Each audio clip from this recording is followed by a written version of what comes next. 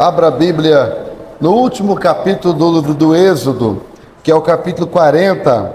Nós vamos ler dos versículos 34 até o 38. Êxodo, capítulo 40, versículos 34 até o versículo 38. Aleluia. Nós vamos aqui voltar até o capítulo de número 36. E aí nós vamos dar uma passada aqui. Bem-vindas, irmãs. Deus abençoe vocês. Que alegria recebê-las conosco. Glória a Deus. Então, no capítulo 30, a última parte do capítulo 35, Deus está chamando Bezaliel e dando a ele, evangelista junto, está dando a ele aqui sabedoria para fazer obras de artífice, né? E também para que ele ensinasse a outros irmãos Tamires a fazer essa obra. Deus é que deu esse trabalho. Significa que Deus, além dele dar dons, ele também quer que os dons sejam compartilhados com outras pessoas. Ninguém na obra de Deus pode se achar o dono do pedaço. Ninguém pode se achar exclusivo na obra do Senhor. Se alguém se acha exclusivo na obra do Senhor, já não está bem diante do Senhor, porque diante do Senhor ninguém é o bam, a não ser o nosso Deus. Ele é o dono, o Senhor, né? Nós somos todos servos, cada um onde o Senhor nos reparte. Então, isso é muito importante, nós sabemos disso. Somos um corpo e devemos cooperar uns com os outros, irmão Cláudio, para a obra do Senhor andar, um ajudando o outro, né? Então, Bezaliel e seus amigos, né? O que o Senhor deu sabedoria para que ele ensinasse. Muito bem. Estamos então aqui no capítulo de número 36, que diz aqui no capítulo 36, nós paramos exatamente nessa parte aqui. Olha só para o versículo 7 do capítulo 36, capítulo 36, versículo 7. Porque tinha material bastante para toda a obra que havia de fazer, e ainda sobejava. Olha o versículo 6, aqui, se você trouxe a sua Bíblia, eu peço a você, por gentileza, se você puder, abra a Bíblia, assim, vai acompanhando, porque se você não acompanhar com a sua Bíblia aberta, irmã Júlia, o estudo pode ficar assim meio chato, porque você fica meio perdido. Se você acompanhar na Bíblia, você se situa, e aí você fica melhor, ok? Maravilha. Olha, ei Nata, que bom que você chegou, te abençoe. Versículo 6 do capítulo 36. Então mandou Moisés que fizessem passar a voz pelo arraial, dizendo: nenhum homem, nem mulher, faça mais obra alguma para oferta. Em outras palavras, pare de ofertar. Aí assim o povo foi proibido de trazer como é que está aí? Trazer mais. Olha só, aqui nós já aprendemos uma coisa. Nós aprendemos que a oferta para a casa do Senhor, para a obra de Deus, para as coisas de Deus, é bíblico, né? Então, muito bem. E aqui, o Senhor mandou parar porque já tinha, sobrando. Não precisa trazer mais não, olha só. E aí nós chegamos ao versículo 19. Versículo 19. Fez também para a tenda uma coberta de pele de carneiro, tintas vermelhas, e por cima um cobertor de peles de texuco. E agora gostaria de explicar isso aqui aos amados irmãos. Olhando aqui para trás, vocês estão vendo o tabernáculo, né? No meio ali está a tenda. E agora ela está coberta de peles vermelhas e também de texuco, do jeito que está aí no texto. A pele de texuco, trazendo para os nossos dias, é a pele pele de boi búfalo. Pessoal, o irmão Carlinho, que já trabalhou muito com couro, e outros irmãos que conhecem, a pele de texuco é também chamada de couro branco. Se alguém for numa casa cortume, onde os couros são curtidos, são ali preparados para serem trabalhados, aí você chega lá tem o chamado couro, tem o couro de boi búfalo. Você chega, eu quero couro búfalo. Aí ele vai pegar o couro do boi búfalo, você vai perceber que ele é um couro branco, não é branco assim, é um tipo um cinza branco, um cinza claro. E aquele couro ali, ele tem, irmã Rose, ele tem tipo um óleo. Se alguém tem, por exemplo, no Pantanal, quem trabalha no Pantanal, no Amazonas, todos os arreios, celas, é feito de couro de texuco, né? Ou seja, é o couro do boi búfalo. Por que, pastor? Esse couro chamado couro branco, couro do boi búfalo. Por quê? Porque esse couro, como ele é oleado, ele é preparado para enfrentar água. Ele não estraga. Aí você passa, o cavalo do Pantanal passa muito dentro da água. O couro natural, se ficar molhando, ele apodrece.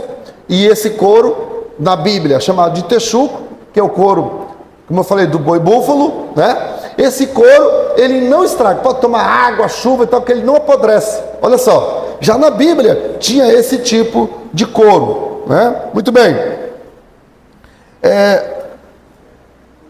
Versículo 20 agora. Fez também tábuas levantadas para o tabernáculo.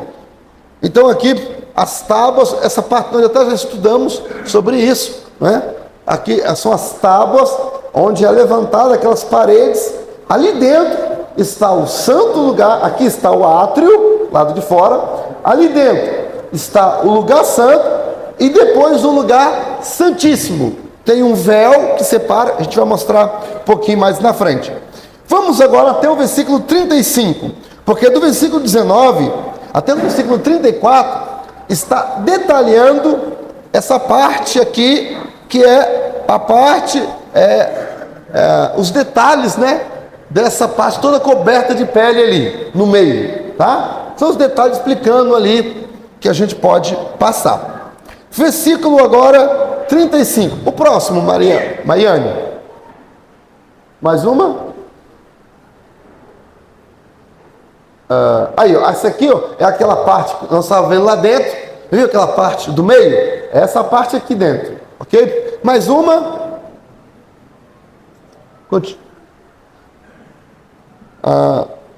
Continua, mas é para frente. Você está voltando. É para frente. Isso, exatamente. Esse 36 até o 34. Continua. Mais uma. Mais uma. Mais uma. Aí. Olha só o versículo. Eu acho que essa daqui, pelo menos essa daqui devia ficar acesa, por gentileza. Atrapalha muito? Dá para ver? Dá para ver, né? Fica ruim aí atrás? Então apaga, por favor. Fica ruim para eles lá atrás. E depois eu dou um jeito de... Não, o contrário aí. Essa daqui você deixa. Aí. Ok. Amém. Vamos adiantar, né? Versículo 35. Depois fez o véu de pano azul, púrpura, gente, é que cor? Lilás, roxo, púrpura. Ali a irmã Cindy, fica em pé, Cindy, por gentileza. Fica em pé. Tá vendo? O vestido dela é púrpura, ok? Pode sentar, obrigado. Púrpura. Carmesim é que cor? Hoje eu estava perguntando os obreiros lá na sede. Eu perguntei, carmesim é que cor? Eles não sabiam, os obreiros, hein? Já fizeram até o básico de teologia. Aí eu perguntei, e carmesim é que cor? Também não sabiam. É vermelho. Aí eu pensei comigo, lá na rodovia de Sal todo mundo sabe. Púrpura é roxo ou lilás. E carmesim ou escarlata. Escarlata, carmesim ou escarlata também, Jéssica, é vermelho, cor vermelha. Ok? Agora versículo 36. Fez-lhe também 4 colunas de madeira. Fez também para a porta da tenda um véu, mas ainda antes do véu, só as colunas. Então aqui nós temos ali as colunas. Vejam, isso aqui ficava onde? Olha, tá vendo essas colunas e aqui azul, púrpura e carmesim? Vendo as colunas? Isso aqui ficava aqui, ó. Cadê? Sai aqui. Ficava dividindo o santo lugar do Santíssimo. Está conseguindo entender? Esse véu, não tem na Bíblia quando fala o véu rasgou de alto a baixo, não tem? Era esse véu aí, ó. Claro que aqui é o tabernáculo, o véu que rasgou foi o véu do templo, que o véu do templo, ele era um só véu, grossão. Não tinha colunas no meio, igual tinha aqui o tabernáculo. Isso aqui é o tabernáculo. O véu que rasgou não foi do tabernáculo, foi do templo. Que mais na frente, os irmãos sabem, o rei Salomão, né, vai construir o templo. Isso mais na frente que eu falo na história bíblica, ele construiu já, né, o templo que foi destruído depois, etc e tal. Então, muito bem. Esse véu aqui é o véu do tabernáculo.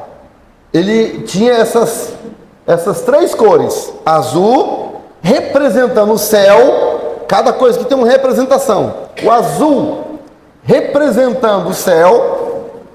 O púrpura, representando a nossa comunhão com Deus. E o vermelho, representando o sangue de Jesus que nos purifica de todo pecado. Ok? Muito bem. E agora, fez também, versículo 37, né? Para a porta o véu azul, púrpura, carmesim, de linho fino, torcido, da obra do bordador. Será feito à mão esse tecido, com suas cintas, com suas 5 colunas, seus cochetes. Aí agora é os detalhezinhos para prender ali o véu. Então, beleza aqui, o véu, deu para perceber bem aqui, Tamires?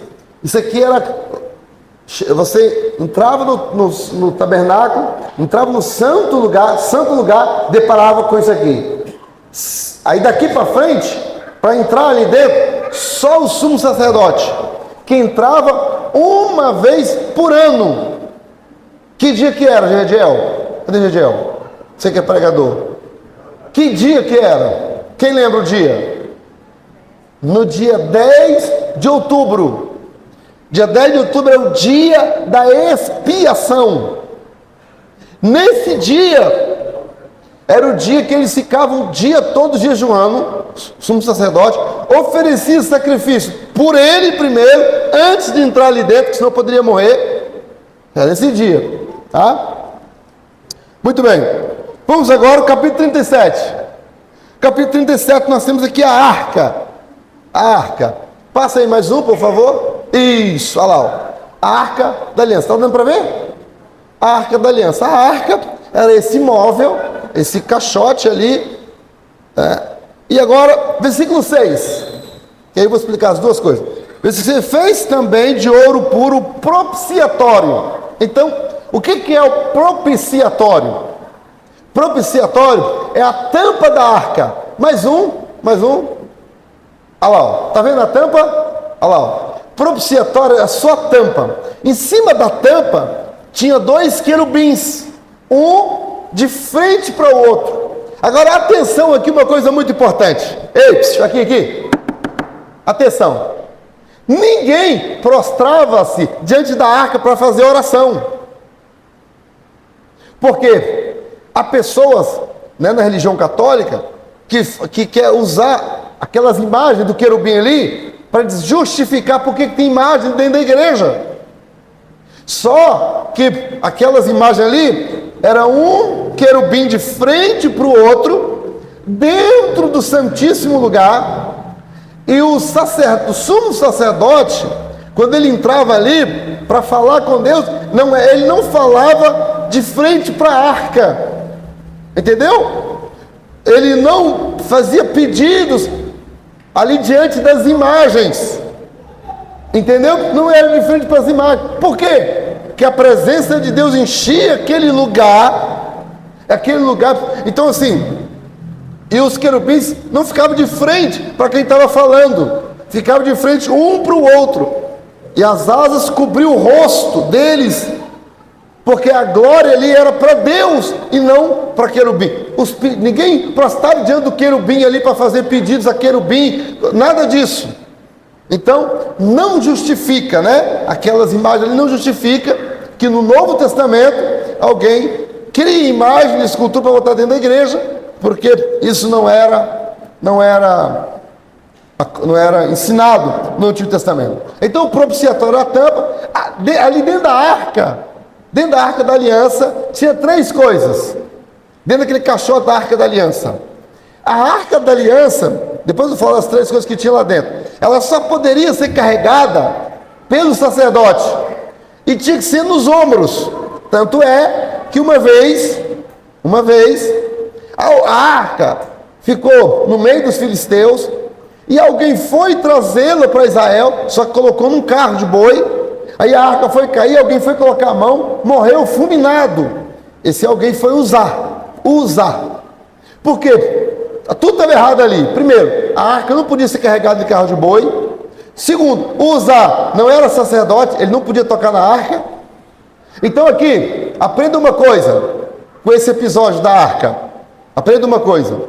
Olha, Deus não quer a coisa boa. Deus quer a coisa certa.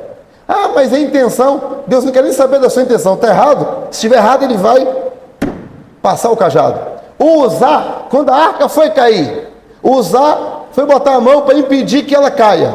A intenção dele era boa? Sim ou não? O que Deus fez? Deus mata ele.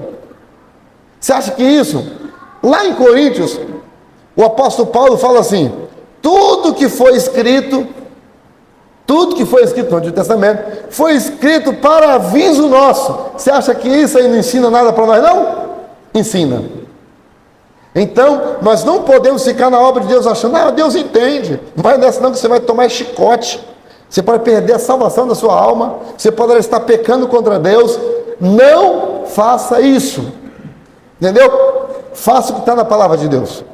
Faça o que é claro na Bíblia. Não invente, porque senão você pode estar errando dentro da casa do Senhor. Ok? Ok. Então, a arca é aquele móvel ali que simbolizava a presença de Deus. Onde estava a arca, simbolizava a presença do Senhor. Não é onde está o querubim, é onde estava a arca. Dentro da arca, eu dizia que tinha 3 coisas. Primeiro, tinha as tábuas da lei. Segundo, que Moisés tinha escrito lá com o dedo de Deus e tal. Segundo, tinha o cajado de Arão, que tinha sido florescido. O cajado de Arão significa que ser sacerdote, Deus é que tem que florescer o seu ministério. Entendeu? Não adianta o homem, estudo de teologia, estudo é muito importante, mas isso não vai florescer o seu ministério.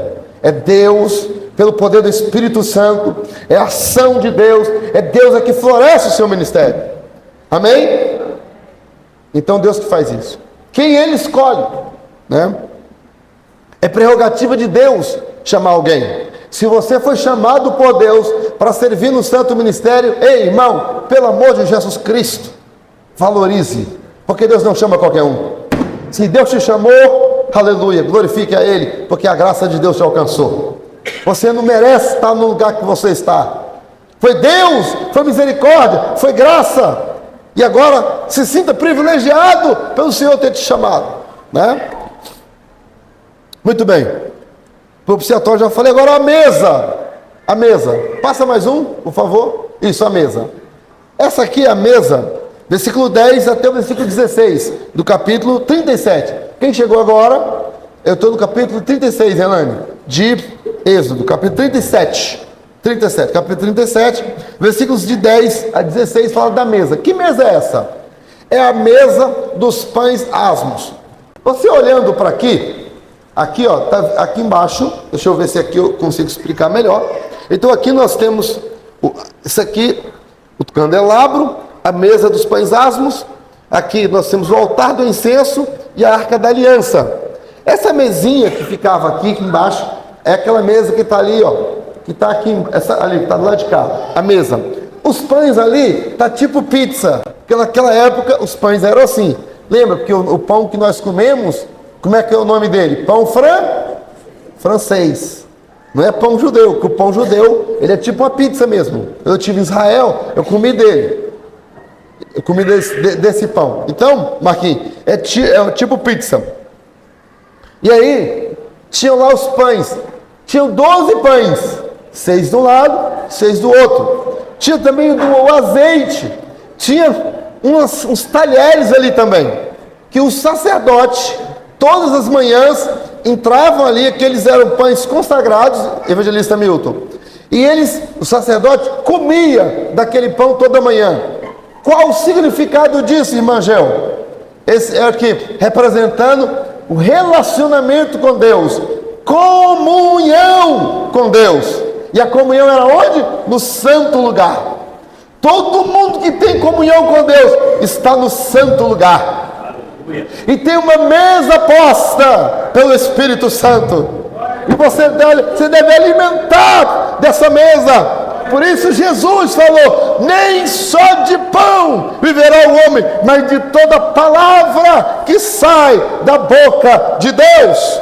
Então a mesa dos pães simboliza a mesa posta pelo Senhor. Você precisa comer na mesa do Senhor. Esta noite a mesa do Senhor está pronta. Eu louvo a Deus pela igreja reunida nesta noite, mesa pronta, e os crentes vieram comer na mesa do Senhor. Isso significa: vocês têm comunhão com o céu, vocês têm comunhão com Deus. Por isso vocês vieram alimentar da santa e poderosa palavra, que é o pão. Aleluia. E o Espírito Santo está colocando na mesa azeite. Azeite. Quem quer azeite aí? Quem quer comer? Aleluia. Pegar desse azeite. É a unção do Senhor. Aleluia. Depois, no versículo 17, nós temos o castiçal. E ali, o castiçal é aquele que está aqui do lado de cá, aquelas lâmpadas, né? São 7 lâmpadas. 6 do lado, 6 do outro e uma no centro. O castiçal, cada lâmpada daquela ali era tipo lamparina. Colocava azeite, tinha tipo um copinho assim, ó, na ponta, com o pavio. Colocava azeite ali e colocava fogo. Esse fogo, quando a Bíblia fala, o fogo não se apagará, era esse fogo, não podia apagar. De dia e de noite ficava. O sacerdote mantinha aceso esse fogo. E quando ia trocar o azeite, obviamente que aquela lâmpada daquele azeite que ia trocar, tirava aquele azeite, aquela ficava apagada enquanto trocava. Da onde que tinha que pegar o fogo para acender aquele pavio novo? Da onde? Tinha que ser do altar do sacrifício, lá do lado de fora. Uma vez, teve 2 sacerdotes, quem foi? Nadab e Abiú. Obrigado. Nadab e Abiú, eles pegaram o fogo em outro lugar, que não foi ali, fogo particular. Eles trouxeram para acender o fogo do castiçal. Quando eles foram fazer isso, o Senhor os matou, porque ele era fogo estranho. Então tudo aquilo que não é da onde Deus mandou é estranho. Os irmãos que reúnem aqui conosco, e principalmente quem já está conosco há mais tempo, sabe o quanto nós somos zelosos por tudo que está na Bíblia. Tem gente que até não entende, até sai para outras igrejas, porque nós temos muito temor, muita preocupação de trazer para dentro da igreja fogo estranho, fogo que não é da parte de Deus. Não adianta pintar a parede de preta, botar pisca-pisca, trazer coisas estranhas para dentro da igreja. Tem que ser de Deus, é algo da parte do Senhor. É Ele que acende o fogo, é Ele que manda o azeite. Porque, irmão, se a gente começar a inventar, estamos trazendo fogo estranho para dentro da casa do Senhor, e o Senhor estará nos reprovando. Ai do sacerdote que é reprovado pelo Senhor, que Deus nos guarde. Por isso, nós temos um dia da semana, que é a sexta teológica, nós separamos esse dia só para ensinar a Santa Escritura. E vocês, irmãos amados, me deixa entusiasmado para ensinar, porque na sexta-feira, tem gente até na galeria, para quê? Dia de semana, para estudar a palavra de Deus. Mas sabe o que isso mostra? Que os irmãos estão vivos espiritualmente. Você chega numa igreja que dia de culto de ensino, a igreja está vazia, significa que aquela igreja está doente espiritualmente. Aqueles irmãos que não vieram, eles estão apenas demonstrando a doença.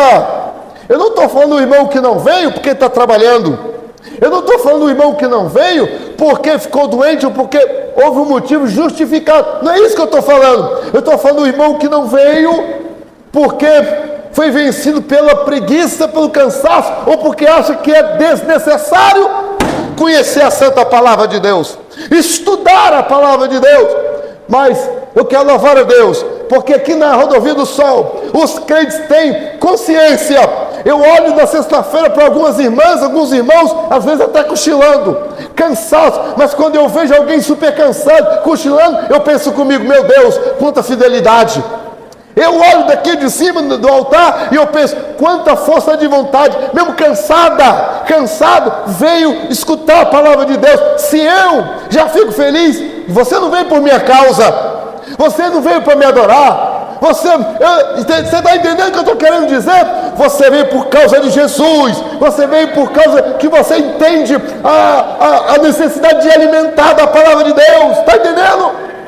O Senhor é glorificado na tua vida. O Senhor é glorificado na tua vida. Lá no céu.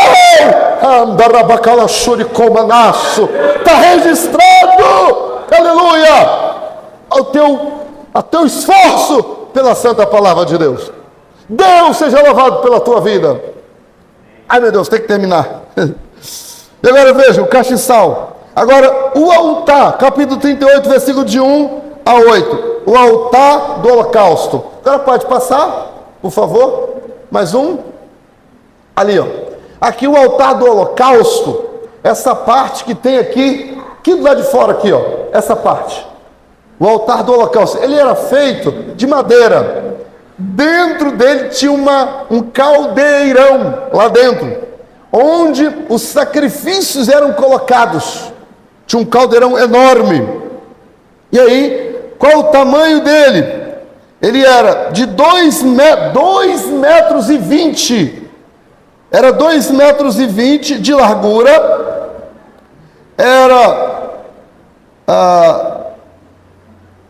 1,30 de altura e 2 metros. Não, o comprimento que era 2,20 de comprimento, a largura 2 metros e a altura era 1,30 m. Era um altar grande, 2 metros, 2,20. Olha o tamanho, ele era enorme. E lá dentro tinha um caldeirão enorme também, onde era colocado os sacrifícios, né? Muito bem. E aí depois nós temos o pátio, que é toda aquela parte de fora ali. Temos o pátio.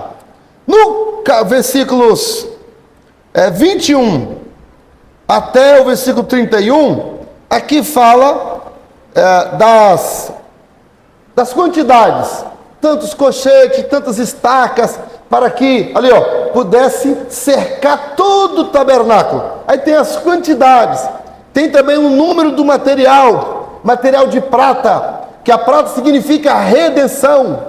Tinha o cobre, o cobre significa as nossas obras, enfim, e tinha o ouro, que representa, no caso, a realeza, que representa a obra de Jesus por nós.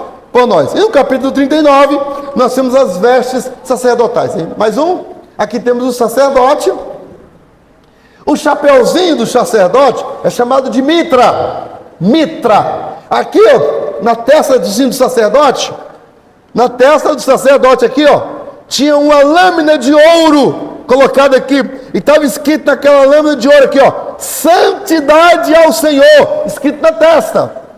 Eu fico admirado com certos crentes que andam pela rua e acham que não tem que demonstrar que é crente, porque no sacerdote está escrito aqui na testa. Por que na testa? E estava escrito santidade, era de ouro, santidade ao Senhor. Significa o quê? Que na cabeça do crente, tem que estar escrito aqui na cabeça do crente, santidade ao Senhor, santidade ao Senhor. Na sua cabeça, o que é que está? Porque tem gente que é carnal, você sabe. só pensa em bobagem.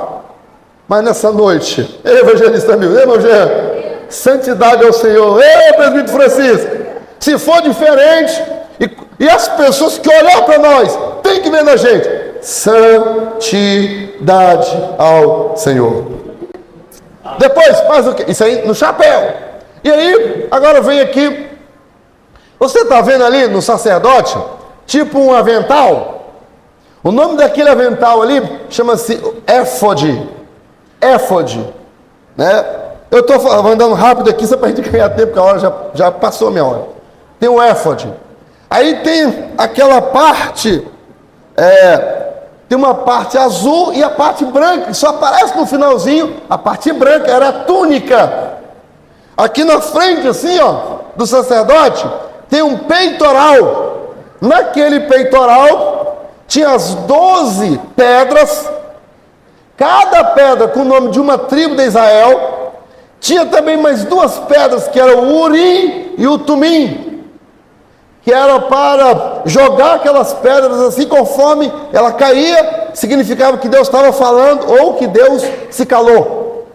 Então, quando alguém queria confirmar uma coisa, jogava a pedra assim, e a pedra, então conforme ela caía, significava Deus falou ou Deus não falou. Então aqui no peito do sacerdote estavam as 12 tribos de Israel, e também tinha 2, aqui no ombro, tinha 2 pedras, também 6 tribos de Israel de um lado, 6 do outro. O que significa? O sacerdote tem que carregar o povo do Senhor no coração e nos ombros. Alguém fala, ai pastor, não traz problema para casa. Se você não levar, você não é pastor, porque o pastor carrega o povo no coração. Não tem jeito. Por isso que quando alguém fala, pastor, me dá minha carta de mudança, você não pensa, se a pessoa for pastor mesmo, você vai machucar o coração do pastor, porque ele te carrega no coração. Se não é pastor, carrega você no coração. Ele te ama, se preocupa com você. Quem ama, cuida. Quem ama faz o que também? Dá bronca. Você não dá bronca no seu filho? Sim ou não? Não? Ninguém dá bronca no filho, não?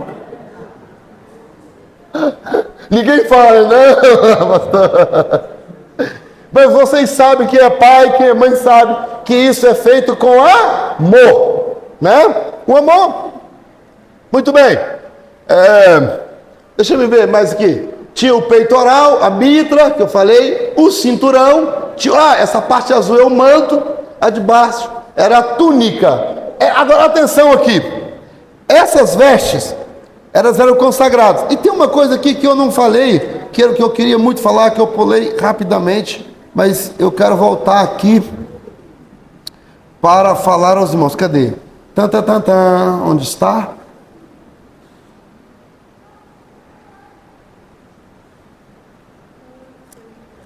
Deixa eu ver aqui, já vou mostrar.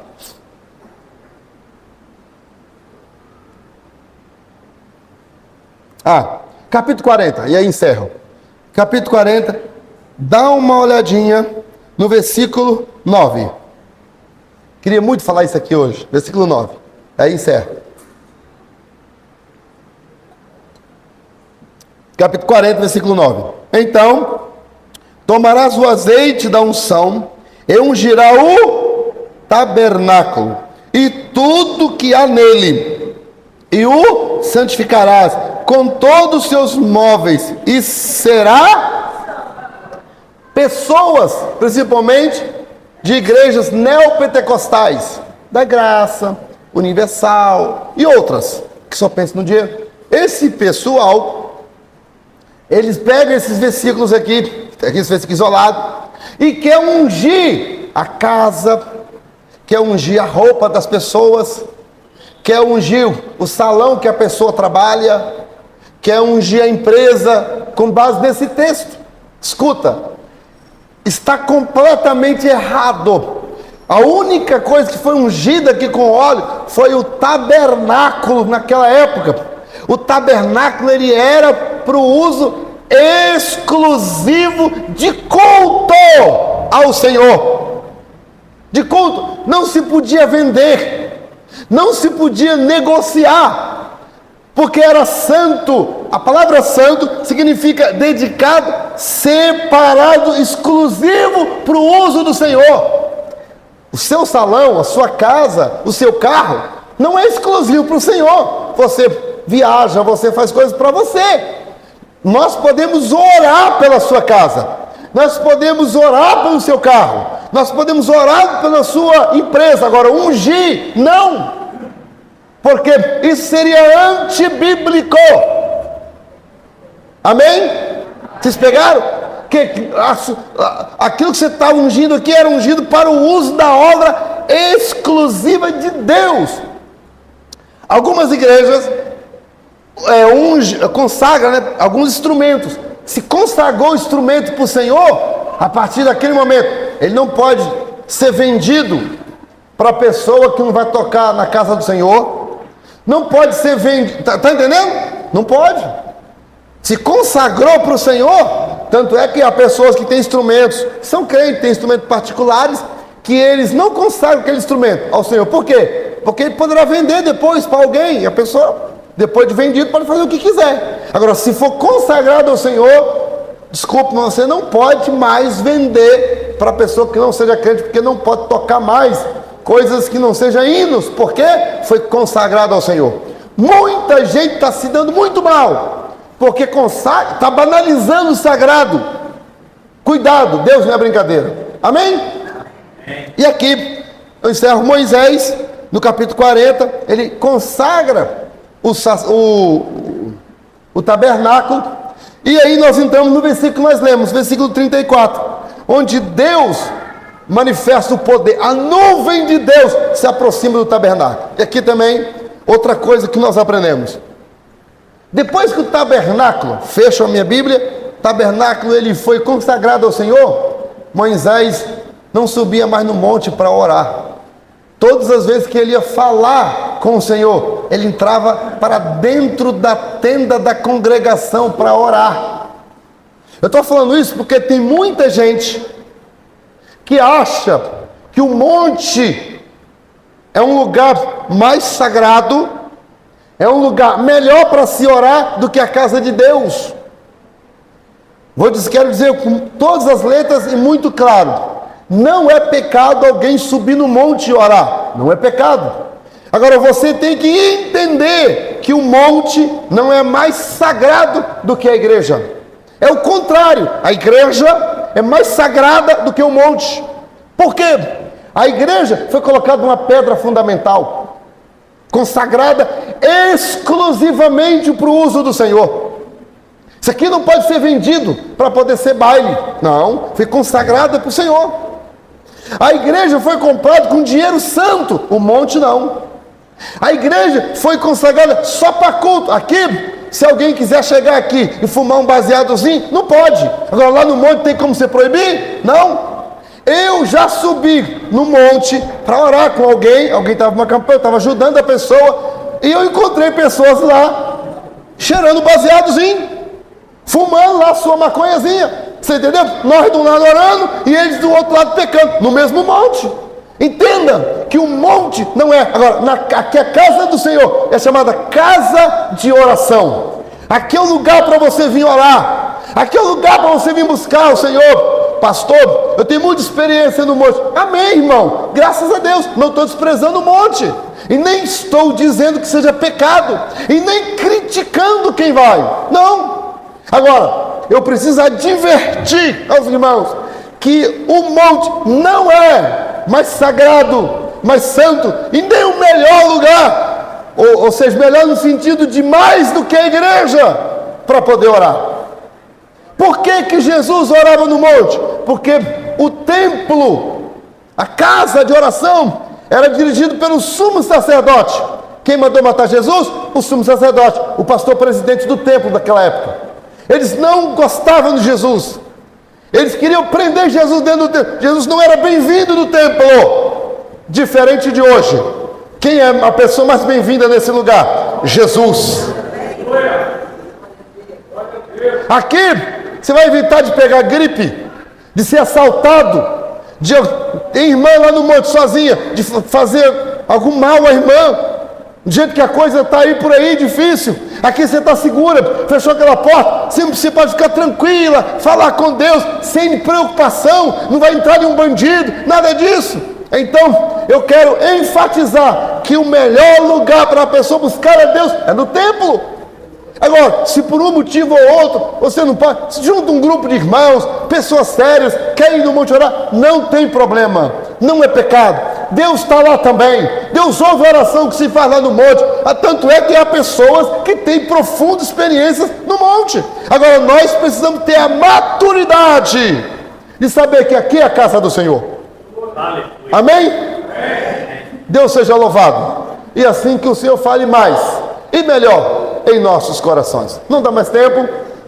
Nós vamos orar ao Senhor nesta noite. E já há um tempo orando ao Senhor, pedindo a Deus para nos falar, Radassa, qual é o próximo livro que nós vamos estudar. E o Senhor Deus ministrou no meu coração muito forte o Evangelho de Mateus. Nós vamos entrar na próxima sexta-feira, querendo Deus, cantando pneu, estudando esse santo Evangelho. Será profundo, ali tem lições riquíssimas para nossas vidas no Evangelho de Mateus. Vamos estudar versículo por versículo, capítulo por capítulo. Olha, se prepara, porque o céu vai descer. Amém? Vamos ficar de pé, vamos orar ao Senhor. Obrigado, Noé.